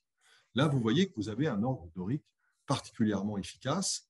Et le dorique se poursuit à un moment très intéressant qui est dans la corniche, qui fait le tour complet de l'édifice, vous voyez, et qui a, je ne sais pas si j'ai une autre photographie peut-être, voilà, vous le voyez mieux, au droit de chaque triglyphe, vous voyez, dans la sous-face de la corniche, ainsi que sur les côtés ici, vous avez une partie plate en pierre qu'on appelle des mutules. Alors là, c'est un mot savant, très facile de briller dans un dîner. J'ai admiré aujourd'hui un dorique à mutule. Alors, en général, il n'y a pas grand monde qui suit, et ça vous pose là. Mais ces mutules, c'est un ordre dorique très archéologique. Il est gravé par Vignol. Les Français adorent ça. Hein. Ils adorent ça au XVIIe et ils continuent de l'aimer au XVIIIe, mais au XVIIIe, ils l'utilisent, vous voyez, d'une manière très étonnante parce que c'est rare que les mutules soient toutes seules. En général, elles sont toujours accrochées à des triglyphes, comme on le voit dans le fronton. Triglyphe, mutule. Et puis ensuite, là, par continuité, on est obligé d'en mettre dans la partie des rampants du fronton. Mais là, l'architecte l'a utilisé en le dilatant sur les corps extérieurs qui n'ont pas d'ordre. En dessous, il n'y a pas de colonne, il n'y a pas de pilastre. Au contraire, la façade est traitée, vous voyez, entièrement avec un jeu de refend très léger. Donc la pierre est refondue, c'est-à-dire qu'on trace une ligne avec un outil, une ligne qui fait, c'est perpendiculaire. Non, là, c'est un effet d'imagination, pardon. C'est l'appareil de pierre qui me fait croire ça. Mais non, je me suis trompé, pardon, ce n'est pas du tout ça. Je regarde si j'ai une photo plus serrée. Non. Mais en tout cas, ce qui est frappant ici, c'est l'absence complète de discours sculptural. Les seules choses sur lesquelles l'œil peut s'accrocher, regardez, c'est le seuil de la baie et les deux petites consoles qui ont l'air de soutenir ce seuil. Et puis, on retrouve l'astuce d'enfoncer, toujours à chaque fois, vous voyez, au rez-de-chaussée. On recule de quelques centimètres. Et les gens de cette époque adorent traiter comme ça les murs avec ces niveaux de profondeur, mais toujours dans un rapport d'échelle très court. C'est toujours quelques centimètres. Ce n'est pas des très grandes profondeurs, comme on l'a vu tout à l'heure par exemple chez le Doubs. Alors, la façade arrière, dans une configuration jardinesque post-restauration. Donc, la photo est un peu forcée de ce point de vue-là. Mais on voit que la chapelle est donc une chapelle de plan centré. Ce qu'on a cru deviner, évidemment, quand on est entré du côté de la cour, le portique donne sur un cube. Et le cube est coiffé d'un dôme circulaire. On est à nouveau ici dans une évocation qui est celle très traditionnelle, évidemment, du Panthéon de Rome. Le Panthéon, monument iconique des 5 chefs-d'œuvre immortels de l'humanité, pensé par Adrien, l'empereur Adrien. Et donc, un portique qui donne à Rome dans un cercle parfait, couvert d'énormes dômes de maçonnerie, 45 mètres de diamètre, avec un oculus au centre qui est la seule prise de la lumière. Et ce modèle a traversé toute l'histoire de l'architecture en rebondissant très régulièrement. Mais il est passé aussi par un élément recomposé à la Renaissance par notre ami Palladio, c'est bien sûr la Villa Rotonda. Et la Villa Rotonda, on l'a déjà aperçu tout à l'heure chez Mick, c'est aussi toujours cette famille-là de chapelles centrées avec un dôme qui travaille l'imaginaire occidental et dont Versailles est un bon exemple. Alors ici, c'est beaucoup plus carré, c'est beaucoup plus cubique, vous voyez, et on voit bien qu'à l'arrière, là, l'architecte s'est contenté d'un fronton sur ces 3 baies avec ses balcons, mais on a bien une chapelle carrée avec ce dôme. C'est une des formules de la chapelle de plan centré, la plus brutale, la plus efficace aussi, la plus facile à lire, qu'on retrouvera par exemple, vous connaissez l'hospice que la duchesse de Berry a fait construire à Rosny-sur-Seine, à côté du château Louis XIII. Il y a ce très beau hospice néoclassique, ce très bel hospice néoclassique avec une chapelle exactement comme ça, à la mémoire du duc de Berry. Et à l'intérieur, bien sûr, le carré devient un cercle. Ça, c'est l'astuce. De même qu'à Rome, on croyait qu'on allait rentrer dans un édifice classique, c'est-à-dire un carré ou un rectangle, parce qu'à l'époque où le Panthéon a été construit, la place était entourée d'une colonnade comme un forum et on ne voyait pas le cercle. On ne le voyait qu'en entrant. Donc ici, on passe également du carré au cercle. Le pavage a été restauré lors des travaux de Frédéric Didier et il était échancré là où il y avait l'autel. Il a été retourné complètement circulairement. Donc aujourd'hui, c'est peut-être moins facile à lire qu'à l'origine. Et vous avez ici, donc, à nouveau, regardez, des colonnes libres qui portent réellement un balcon qui permet, évidemment, dans une chapelle d'hôpital, de mettre les malades à plusieurs niveaux. Il y a ceux qui peuvent accéder en bas, c'est l'accès PMR, 18e, si j'ose dire. Et puis, il y a les malades qui ne peuvent pas descendre et qui peuvent suivre la messe depuis les tribunes hautes de la chapelle. C'est exactement le cas aux Invalides, où il y a 2 niveaux pour les soldats estropiés qui ne pouvaient pas descendre. Il y a des tribunes. Donc, ce sont à la fois des tribunes qui peuvent servir aussi pour les chanteurs. C'est très bien parce que ça évite d'encombrer en bas s'il n'y a pas assez de place. Dans le plan centré, je vous ai dit que la nef était petite, mais on peut placer les chanteurs en partie haute. C'est très bon pour la voix. Et donc, ce balcon, le voilà, avec un grand oculus qui protège de la chute les malades par ce garde-corps à balustre. Et puis, regardez la pureté de cette architecture qu'on a admirée à l'extérieur, des effets toujours très, très efficaces. Pas de bavardage, pas de sculpture, rien de séduisant. La puissance de l'architecture, la virilité de l'architecture dorique. Et puis, vous devinez, regardez, une voûte à caisson des caissons presque méplats, sans rosaces sculptées. Ce n'est pas la peine, dans un hôpital, on n'est pas là pour dépenser tout l'argent. L'argent peut aller aussi un peu aux pauvres.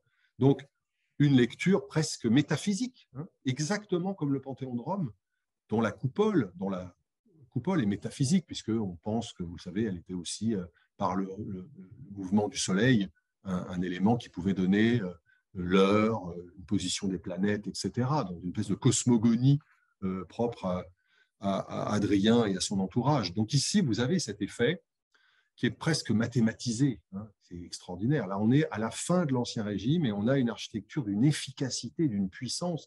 Et ça nous ramène vraiment à ce qui se fait de mieux dans l'architecture Louis XVI au même moment à Paris et en France. On est vraiment là dans le plus haut niveau. Le seul élément que je mettrais peut-être encore au-dessus, dans l'ordre de l'architecture royale, puisqu'on est chez le roi d'une certaine manière avec cet hôpital royal de Versailles, ce serait évidemment l'immortelle laiterie de Rambouillet d'Hubert Robert. Voilà, là, on est au sommet du sommet, si vous connaissez la laiterie avec cette grotte architecturée qui devient un temple. Voilà. Mais ici, on a, je crois, un des beaux éléments qui a été remis dans la lumière grâce à la restauration et maintenant aux expositions qui se déroulent à l'espace Richaud. Et on a la chance de pouvoir, mais tardivement, c'est dans aucun livre d'architecture, tout ça, tout ce que je vous raconte, parce que Versailles a toujours été traité un peu sur le côté. Hein, la ville royale, la ville réactionnaire, la ville qui n'est jamais à la mode. Voilà, l'architecture nous aide à comprendre qu'évidemment, heureusement, comme d'habitude, l'histoire est beaucoup plus intéressante parce que beaucoup plus compliquée. Mais même la porte Saint-Antoine, avec une photo très touristique au coucher du soleil, hein, qui est l'articulation entre l'extrémité du domaine de Trianon et le hameau et le bord de la ville. Alors là aussi, quelle puissance, quelle merveille, regardez, une porte. Alors là aussi, on revient à notre trouble Louis XIVien. Pensez à la porte Saint-Denis à Paris. Hein. Pensez aux grandes portes à Bossage, la porte Saint-Martin, la porte de La Rochelle, la porte du Peyroux à Montpellier. On n'est pas loin, hein, cette idée. Et la proportion de la porte Saint-Antoine, hein, c'est la proportion que Blondel, François Blondel, avait donnée à la porte Saint-Denis, qui a plus de sculptures, évidemment. Un carré long, divisé en 3 parties. La partie centrale en défoncé, tiens, comme par hasard, on revient à ce motif de la baie en défoncé, un rectangle qui accueille un plein cintre. Et la peau du lion de Némée, symbole de puissance, vous voyez, accrochée avec les pattes du lion pour aller remplir les écoinçons. Si vous faites une petite recherche sur Internet, vous allez voir qu'il est marqué dans un site que ce lion, c'est le symbole de Louis XVI. On se demande bien pourquoi et comment. C'est le lion d'Hercule, c'est le symbole de la force, évidemment. Et au-dessus, avant le petit attique, hein, qui a été traité ici avec une protection en plomb, parce que c'est une partie fragile, évidemment, l'eau stagne en partie supérieure. Regardez, comme par hasard, qu'est-ce qu'on a? Les triglyphes avec les mutules. Revoilà un beau dorique à mutules. Maintenant, vous allez voir, vous n'allez plus penser qu'à ça, hein, je vous préviens. Hein. Vous allez en voir un peu plus qu'on ne peut penser. Et puis là, il y a des métopes. La métope n'est pas lisse, comme on l'a vu tout à l'heure à Richaud, mais vous avez ici une métope qui est traitée comme un disque. Donc la simplicité, l'efficacité, une forme géométrique pure, le cercle. Et voilà. Et là, vous avez une porte qui est un tout petit objet architectural qui dégage une impression de puissance extraordinaire. Rien à voir avec la grille du château sur la place d'Armes, ou même avec les grilles de l'orangerie. Pardon. Alors, maintenant, il faudrait peut-être aller un peu plus vers l'architecture civile, mais d'habitation, et s'intéresser à la manière dont les personnages les plus importants de Versailles ont pu imaginer, outre leur appartement dans le château et peut-être des maisons qu'ils avaient reçues d'une manière ou d'une autre dans la ville de Versailles, comment ils ont pu imaginer une autre façon d'habiter cette ville de Versailles. Et par exemple, le comte de Provence, le frère du roi, futur Louis XVIII, qui reçoit de son frère un terrain que la couronne avait récupéré dans les années 30. Le roi, Louis XV, l'avait donné, puis il a repris ces terrains qui sont proches du potager, entre le potager et l'hôtel Le Tellier, dont je vous ai parlé la dernière fois, le grand hôtel qui est le lycée actuel. Et il va aménager là un parc, qui est le parc donc dit de Balby, et il le confie à son premier architecte. Le premier architecte de monsieur, c'est Chalgrin. Jean-François Thérèse Chalgrin, que j'ai cité tout à l'heure pour le merveilleux temple qu'est l'église Saint-Philippe-du-Roule de Paris.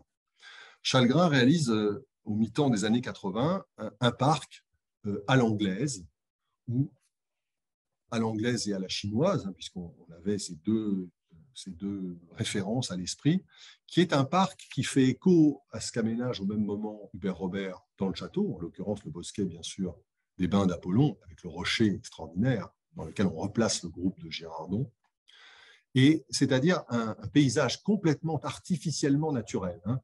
On oppose quelquefois les jardins anglais et les jardins français, mais à tort, puisque ce sont deux jardins complètement manipulateurs en termes, évidemment, de traitement de la nature. Hein.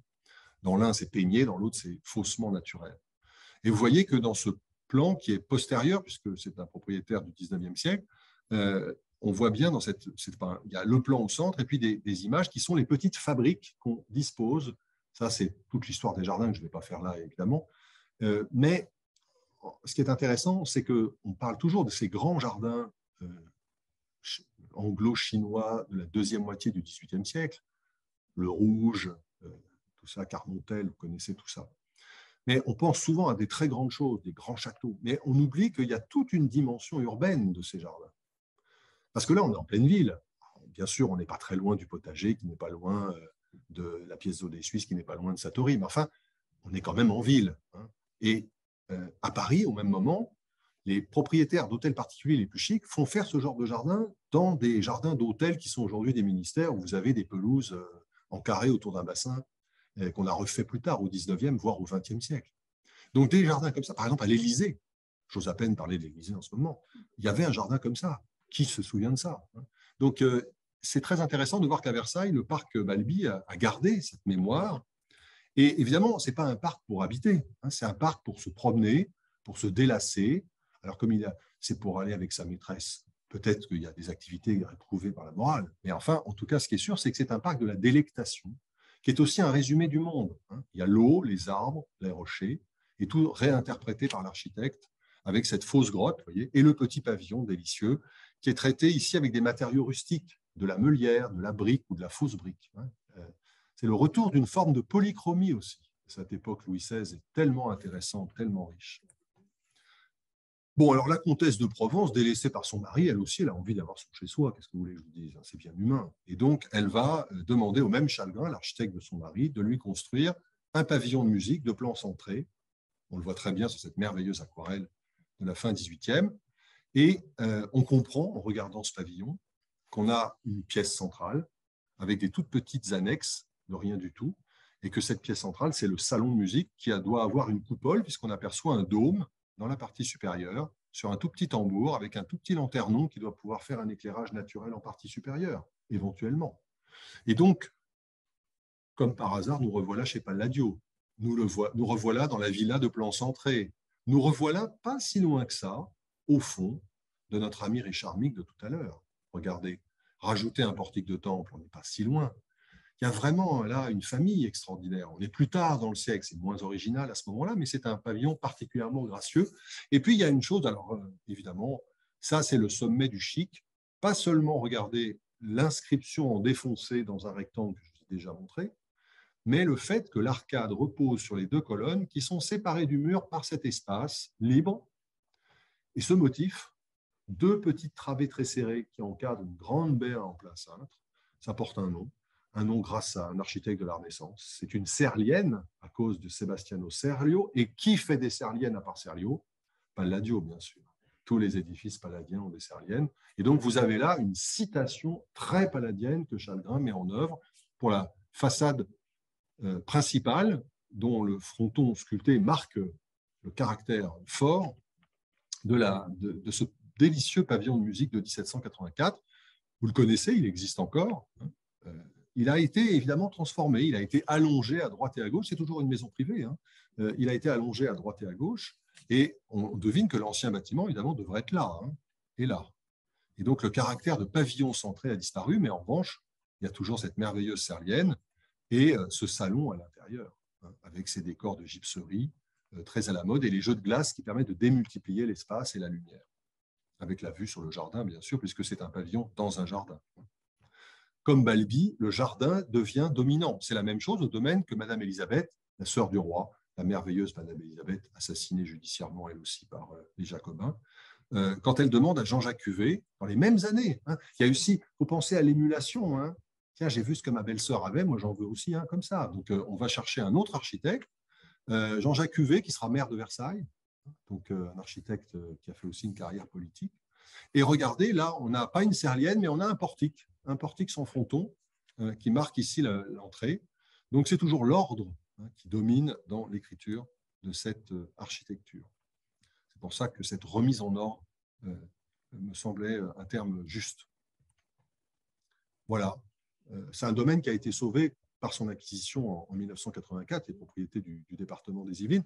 Ce n'est pas le cas, malheureusement, du jardin de la comtesse de Provence, hein, qui a été acheté par un grand propriétaire de magasins au XIXe siècle, le magasin du Louvre, et qui a fait un lotissement au début du XXe siècle de 105 pavillons, je crois, ou lotissement en tout cas assez important. On en dira un mot peut-être quand on parlera de ça la prochaine fois, mais en tout cas, voilà, il faut imaginer que dans ces satellites micro-versaillais dont je vous parle, c'est le jardin qui est dominant et pas le bâtiment.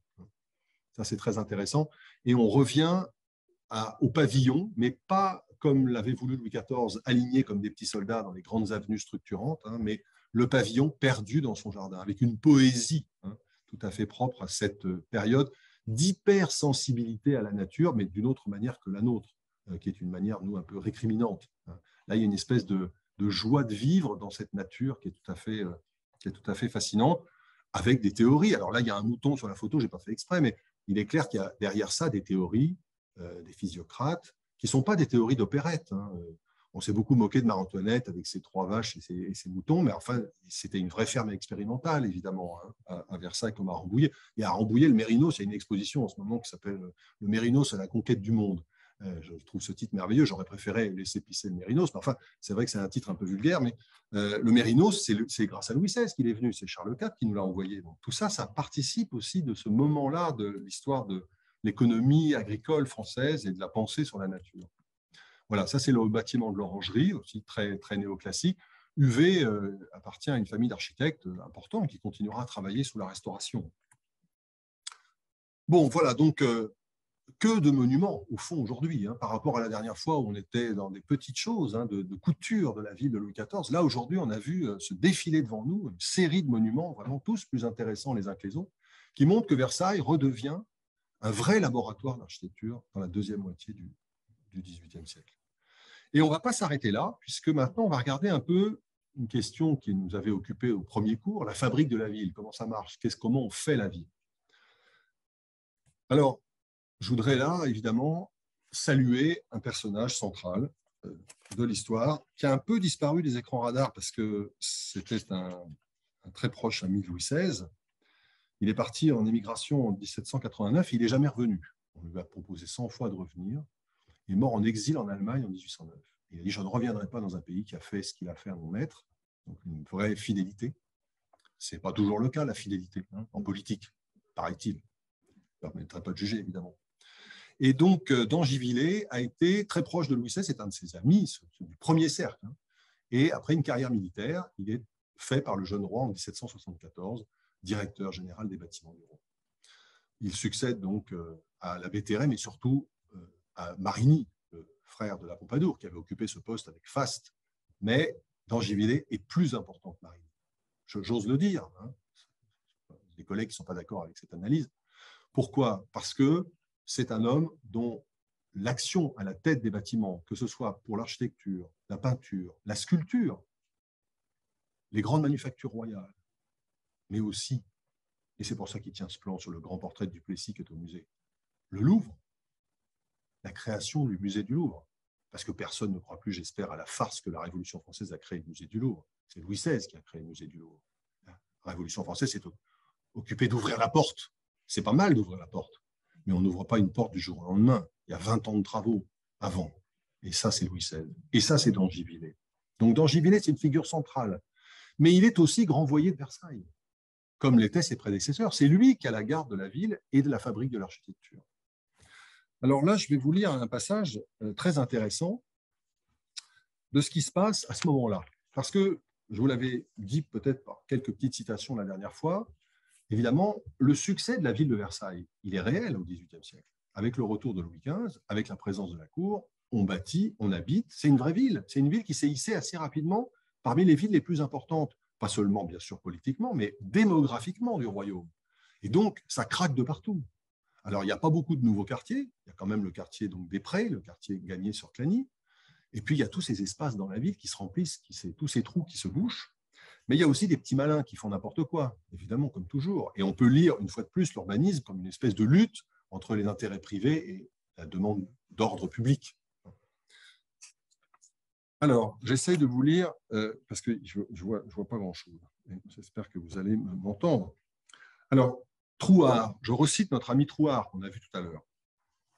Il écrit que la fonction de voyer, donc ce que doit faire notre ami d'Angivillers, exige un caractère soutenu de fermeté pour arrêter les entreprises continuelles contre le bon ordre. Elle demande aussi des connaissances et beaucoup d'expérience en matière de construction des bâtiments. Donc ça veut dire pas des narcs à la tête du service, hein. Des gens précis qui connaissent les choses. Elle n'est bien remplie qu'en joignant peut-être l'autorité d'une place supérieure, l'indépendance réelle des protecteurs et des protégés, qui trop souvent à Versailles se réunissent contre celui qui a le courage de s'opposer à leurs prétentions. Quel programme, on se croirait dans un état de droit, hein. Donc évidemment, il y a des petits malins et puis des petits malins qui connaissent des gens à la cour. Donc c'est compliqué de dire non. Pour dire non, il faut pouvoir avoir le téléphone portable du roi et de l'appeler directement. Donc voilà. Et ça sera le rôle de d'Angivillers qui a le contact direct avec le roi. Alors, on lui fait remarquer que tout ça, ça ne va pas. La ville de Versailles est en train de se défaire parce qu'il y a trop de constructions sauvages, les sanctions sont trop faibles, et donc on voit se continuer le désordre.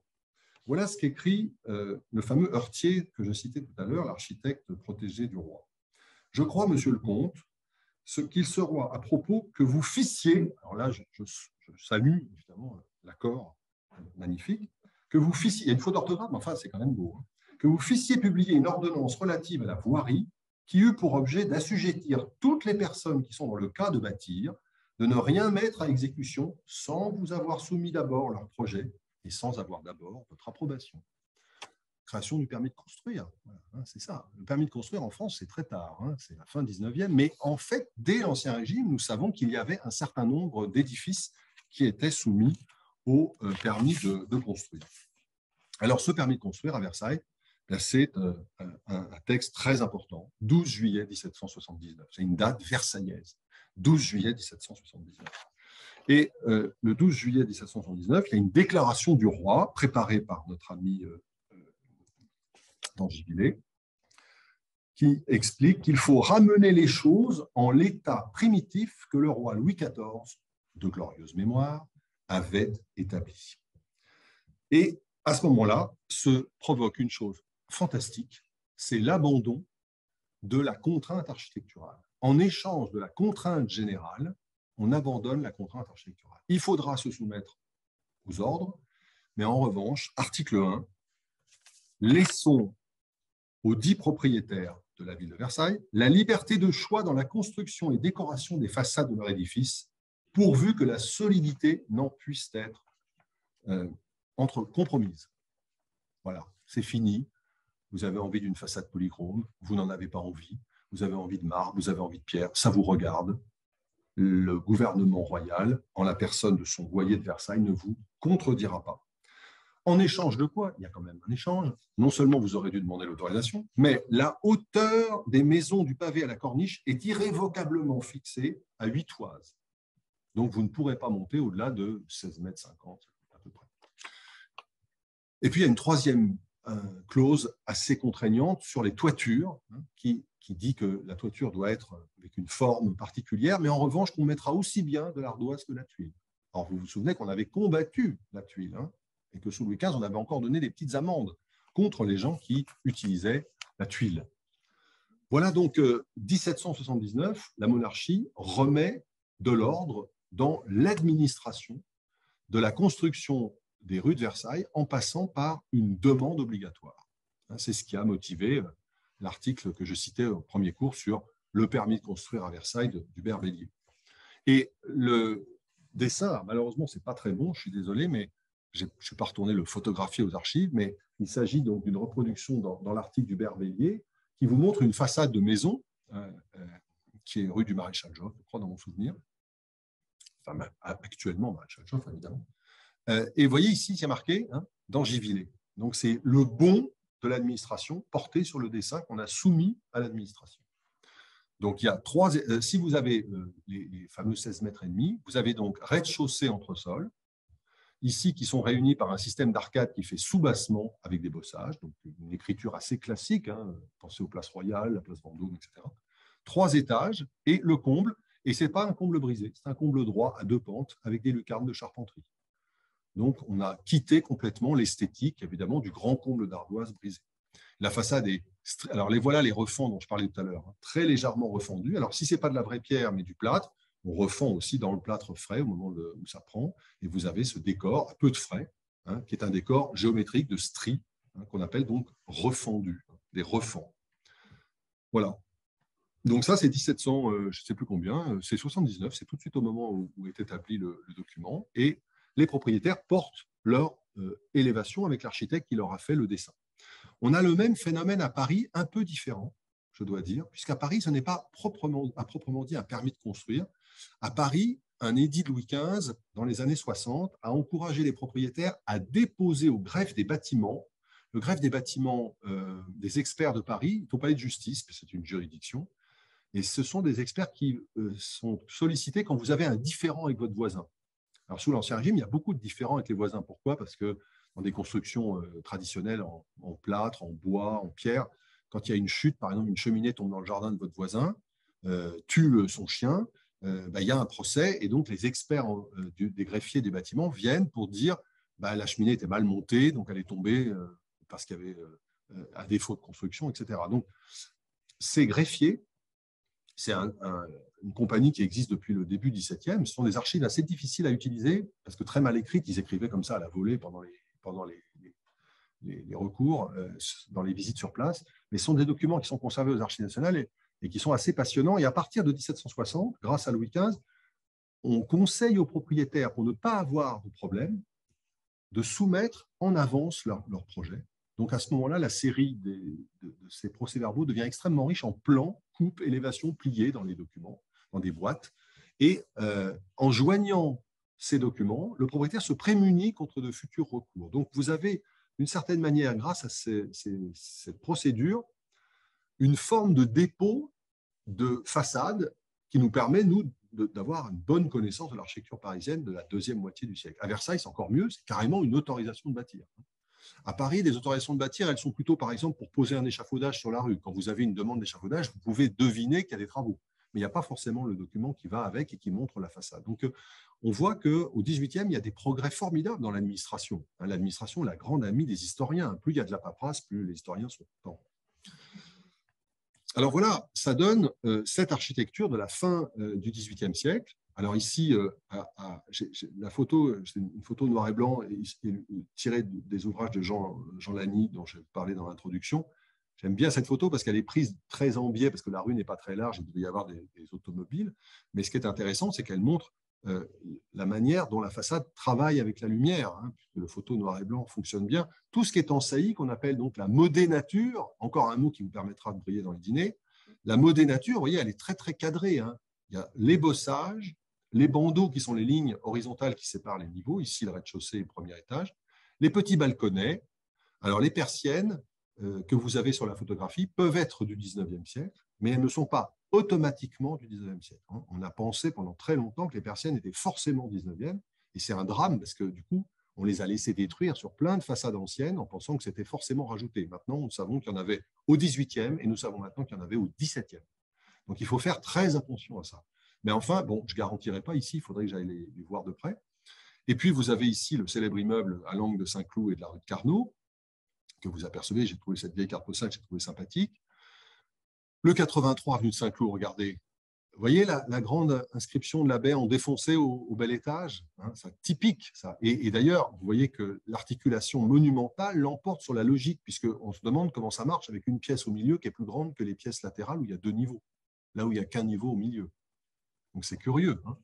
Donc, on se demande ici comment ça fonctionne, puisque là, il y a bien un étage, mais là, on comprend qu'il y a un seul volume, avec le très beau balcon. Donc ça, c'est une architecture qui est entièrement tournée vers la montre, vers la démonstration.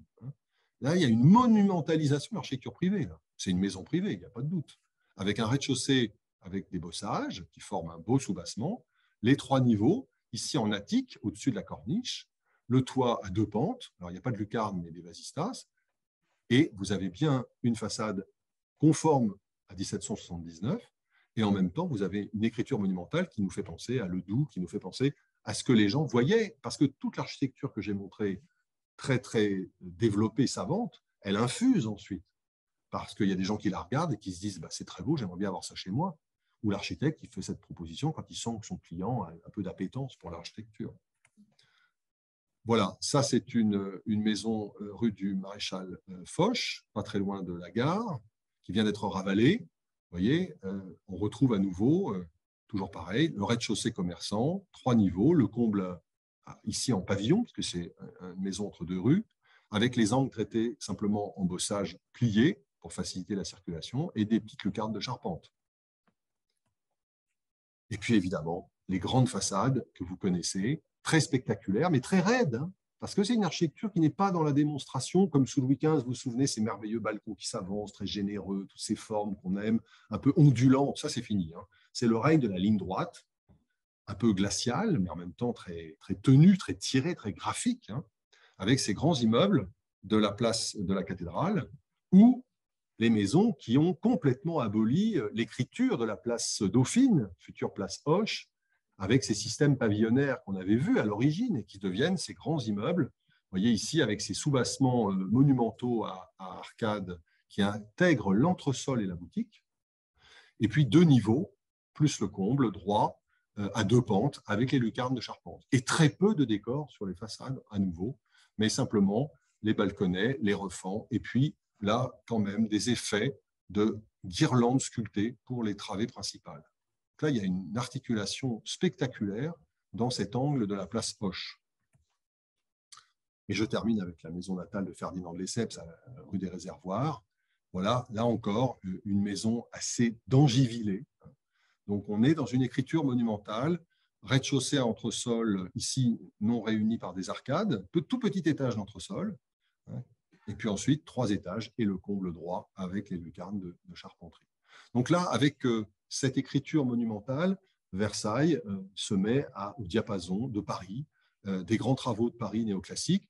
C'est aussi à un moment où l'économie s'est redressée et où, grâce à la paix tragique, par ailleurs, de Paris, le traité de 1763, on a pu reprendre une activité dans les bâtiments puisque la guerre de 7 ans était finie. Et la seule différence avec Paris, c'est qu'à Paris, l'égout il est à 20 mètres et non pas à 16. Et donc, à Paris, les immeubles sont un tout petit peu plus grands, si vous voulez, plus spectaculaires. Mais c'est la même écriture que les immeubles que vous pouvez voir à la chaussée d'Antin ou dans les quartiers neufs du règne de Louis XVI, autour des grands boulevards, par exemple, hein, ou dans la partie future quartier Saint-Georges. Donc, vous avez là, avec ces immeubles remis en ordre par Dangivillé, une autre ville qui annonce, je crois, assez bien ce que nous verrons la prochaine fois, qui est la ville du 19e siècle. Je vous remercie.